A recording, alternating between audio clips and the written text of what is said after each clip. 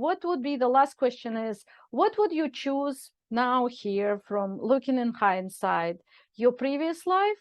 Or maybe I would say, okay, what if you didn't make that choice to start working with me? You saw this crazy lady who was very passionate about divine guidance science and then passionate about the journey home, right? But then you would say, oh, well, sounds good, but I don't have the money. I'm not going to join the class. I'm not going to be here. What would be the cost of not doing it? The cost is never knowing my purpose in life and never having a path and just going through life and missing it. And I was listening to something the other day, and it was like, what if if when we pass and we go back to God and he says, this was the life that I had planned out for you and you missed it. You didn't follow my path and you followed your own path. And look, now you get to see what I had created for you and what you missed out on. And man, that would be just so disappointing to not have followed the path, and to have lived out the life that I was meant to live. Actually, while you're talking about it, what came to me is your past life experience. Could we share this last part, the one that you really had realization about? That we had a part of the program, past life regression. And Lisa got into the part, into the life, past life. And so what happened at the end of that past life? I had done what I had just described, is I didn't follow the path of God. I didn't know God. And I thought in that life that I was living this great life and it was wonderful and it was perfect. But at the end of my life, realizing there was no meaning, there was no purpose, and I basically like wasted a life, which is really sad. Because the purpose was the spiritual awakening, not the business, not the wealth accumulation, right? You had it all in the past life. That's why the life was so comfortable and easy and perfect. But you didn't make that special step where you wake up spiritually and start working towards going home, going back to God.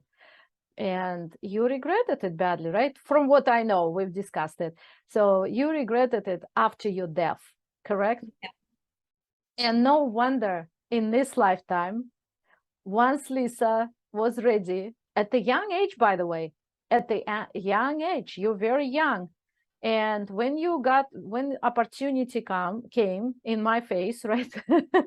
God sent me, of course, it's not my doing, it's God's doing. God sent me in front of you to remind you, hey, remember your past life? You need to hurry up and wake up. And Lisa did. Did I describe it well? Yes. Yeah. Yes. It's not as easy, but we made it easy.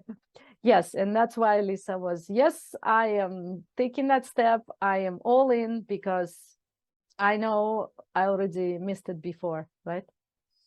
Yeah.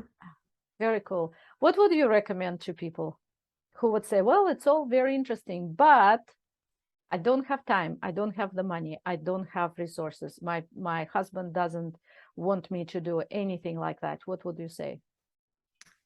That was me. I didn't have the money. I didn't have the time. I needed to be working full time. Um, it was scary, but I knew, like, if I didn't do this, that it would just be missing out on this huge opportunity. So there's always the way that it will work. Like, I thought, like, this is impossible. There's absolutely no way that I can do it. But once I said, this is what I want and I want to do it, then whatever was in the way cleared, and the path was clear.